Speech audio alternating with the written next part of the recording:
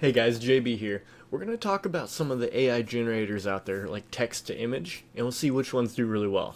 So, some of the most popular, we've got Grok, we've got Canva, Google Gemini, and ChatGPT. There's plenty of others out there, but these are the most common chatbots that everybody uses, so we're going to look at these. So, we're just going to jump in.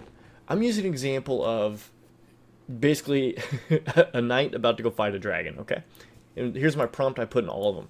Generate an image of a knight outside a castle. He's ready to engage the dragon. Here's some typos. It's fine. Okay. So in Grok, here's what I got. It's okay. He's supposed to be ready to engage. This one he's not. And then here in Google Gemini, this one looks pretty cool. Definitely not bad. He's definitely about to engage a very scary dragon. Then we got ChatGPT, which this one came out to be very intense. Different art style, but it looks really good. So then I was like, well, hold on. I need landscape images. So then I put in a prompt following on all of them, make it landscape. So coming over here, unfortunately, Grok was like, what? Then we came over to ChatGPT to Gemini, and it just added white on top and bottom of the image. Not impressed. ChatGPT, however, when I said make it landscape, actually converted the image to landscape. Very impressed by this. ChatGPT used to not be this good. Okay, so let's go a little bit further. So what I did first, I went down to Grok. I don't know why, but Grok gives me the best prompts for generation. So I just told it, okay, create me a prompt based on what I just pasted above, and said, okay, here you go. Create a dramatic, cinematic fantasy scene in landscape orientation, brave media. Like it just great description. Put it in there. So then, and I told to make it landscape in that prompt. So then Grok did make an actual landscape image this time, and it came out pretty good. Definitely not bad.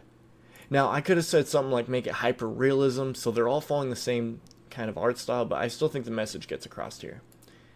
So this one's not bad at all. So then let's look at Google Gemini. So I did the same thing, and the image looks the exact same, and again, it just slapped on white and on the top and bottom to make it landscape. Gemini, unfortunately, I'm not impressed by. The Imagen 3, I guess it's probably best for editing photos.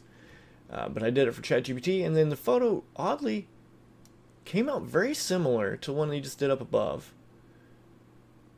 There's some slight differences. I do enjoy the background going on here, and then the dragon, it looks a lot more intense and more detailed. But this image is pretty good. Like, not bad at all, So I'm going to say ChatGPT has become my favorite.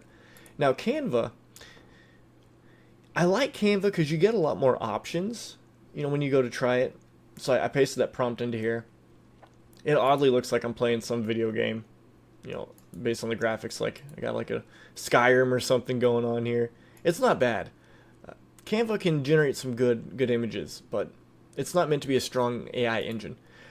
So I'm going to stick, in terms of generation, I'm going to stick with ChatGPT.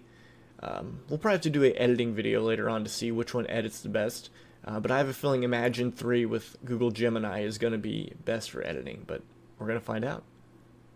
But yeah, I would stick to ChatGPT. Again, this is purely anecdotal. I like to use Grok for creating prompts to make a better, more detailed picture. But give it a try. Tell me what you think. If you like the video, hit that like button.